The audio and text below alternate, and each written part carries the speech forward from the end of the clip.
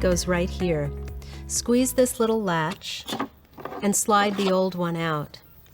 Then slide the new one in until it clicks. Replacing the electrode packet is also easy. Open the lid. Call for help now. Hold down the on-off button to turn it off so you don't use up the battery. Now disconnect the electrode plug like this. Slide out this little pin here and throw away the old electrodes. Put the pin from the new electrode packet back into this same slot here. Plug the connector in. Center up the package and tuck the edge under this little lip here so you can close the lid.